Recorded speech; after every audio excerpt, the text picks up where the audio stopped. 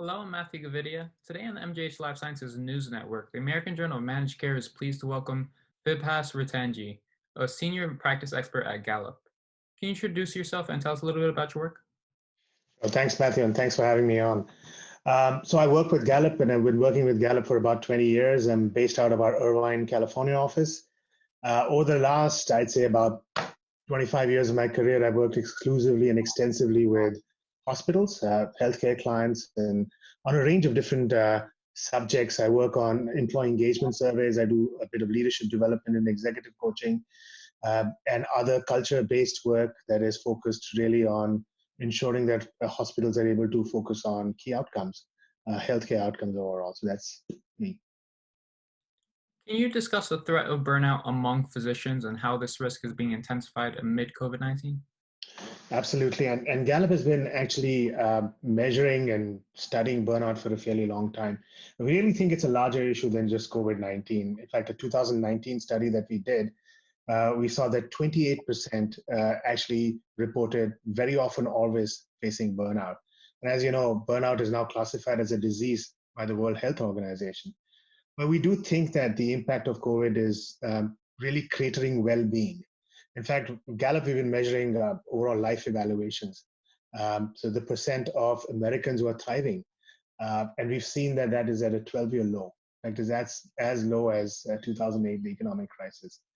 So it's really an issue. In fact, more so for healthcare workers, as you all know. So we did a survey, a pretty large survey, about 2,000 healthcare workers in the peak of the crisis, I'd say in March. And when we did the survey, only 1 in 3 felt safe that they will continue to do their job successfully if the outbreak continues, which is really concerning.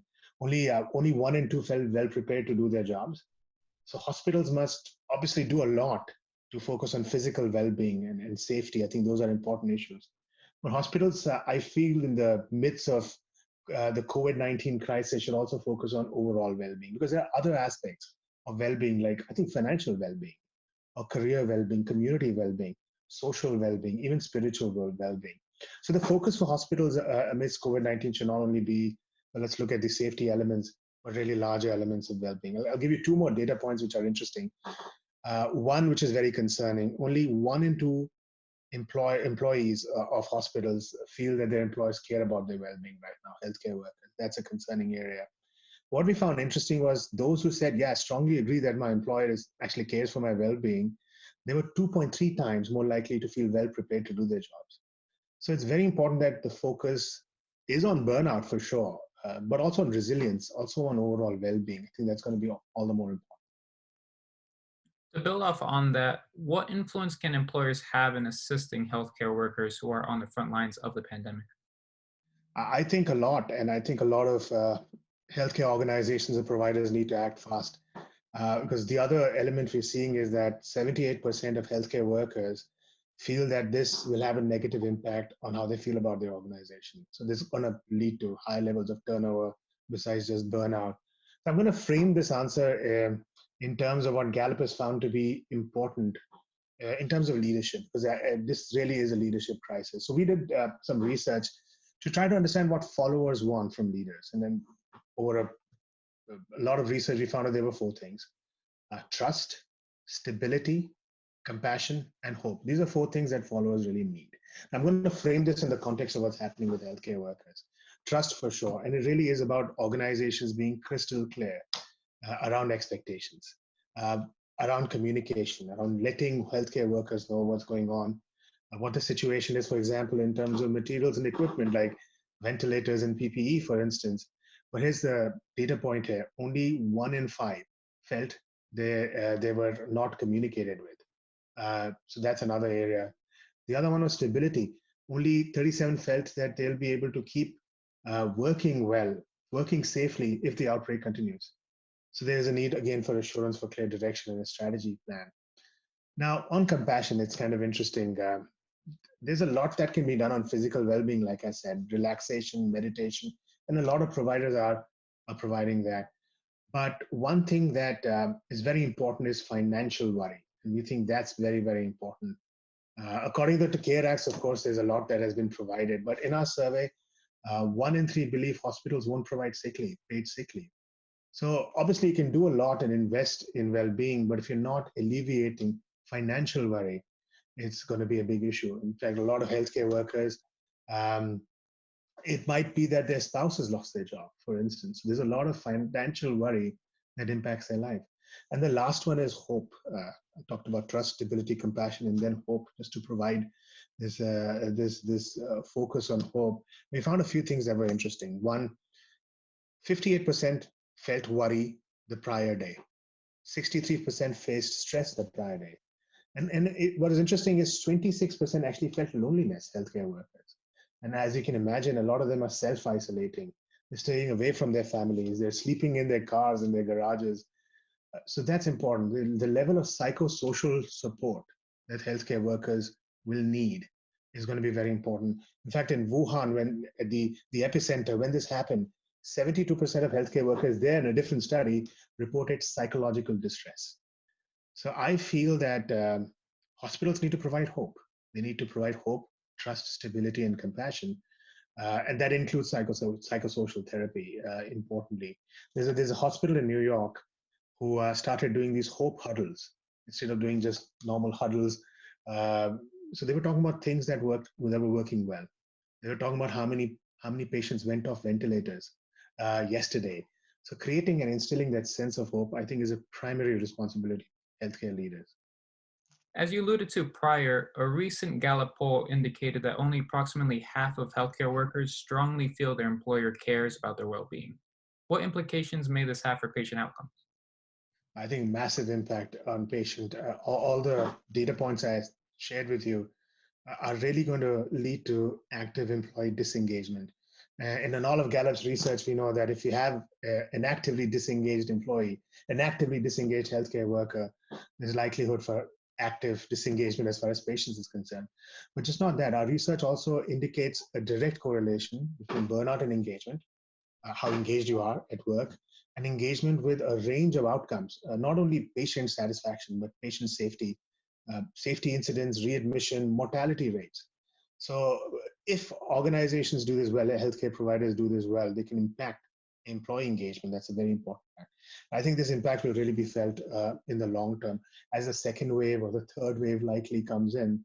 Even the second wave of elective surgeries, when they come in, they're really going to overwhelm the system. This is when you need engaged employees, engaged physicians, engaged nurses, driving the right kind of physician outcomes. So I think this is larger than just COVID-19, and the impact will certainly be felt for years to come. You touched on this briefly, but can you discuss what steps an employer can take to design an effective burnout strategy?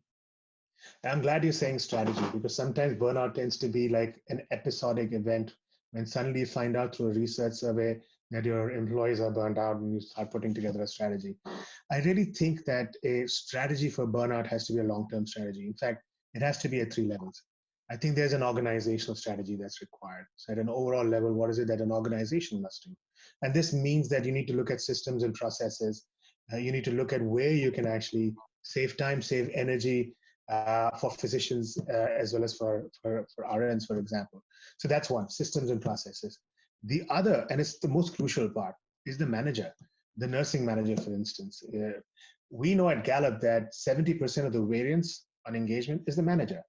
So if really focusing on managers as a way of ensuring that burnout is lower, alleviating burnout, I think that's important.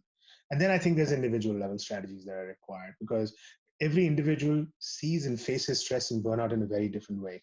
So if managers are able to individualize their response to burnout, I think that's going to be important. I think at the individual level, a lot of the stress and burnout is also a factor of people's circumstances, their family circumstances, for instance, their social circumstances. So starting to look at well-being instead of burnout, I'd say burnout is sometimes a negative word. I think we should look at the positive aspect, which is how do we create higher well-being? That's important. So like I said, the manager, very important. How they're coaching, how they're investing their time, their energy, their awareness and attention. Doing purposeful rounding, I think, is very important. Not just purposeful rounding, not just rounding where you're asking a few questions that you've been asked to give, but rounding, just like the hope huddles I talked about, is such an important way of ensuring that you have your pulse on how employees are feeling and when they're burnt out, and being very proactive with the right kind of strategies to really reduce burnout.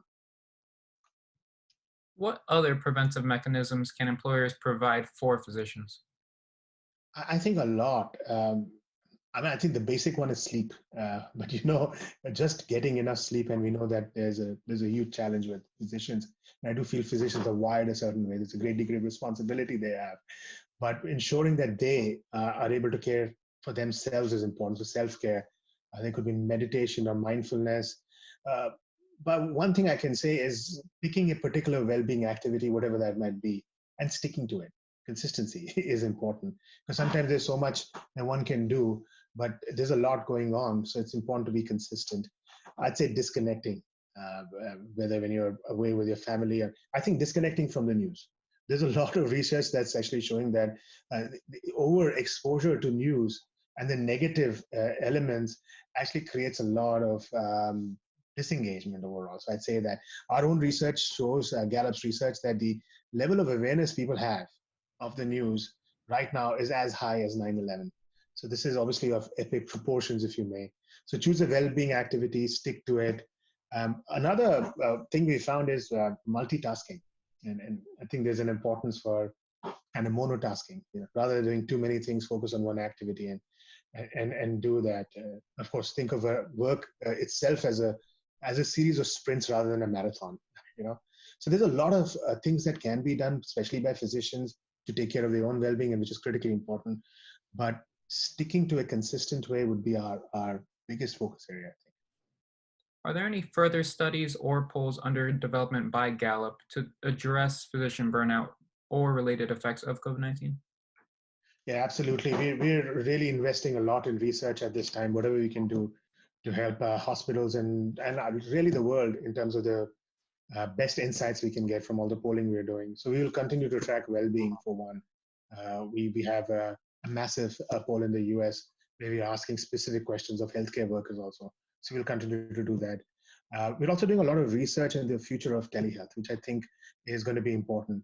Telehealth, I think, is going to be a very important weapon in our fight against the disease. And our recent research actually showed that there's a big jump in not only usage of telehealth, but likelihood that people will use telehealth, especially for younger patients. I think that's going to be an important one. We're also going to be publishing some research around physician leadership development, specifically around key experiences, the experiences that they require to grow in their capacity as leaders. I can't think of any other experiential learning activity than COVID-19. I think there's a lot that people will take away from this from a learning point of view. So we're looking at how that will impact physician leadership in general, because I think that'll look very, very different in the future than it has in the past. And lastly, are there any other topics that you want to address that have not yet been talked about? No, I think, as I mentioned, I think the focus needs to be on a consistent strategy.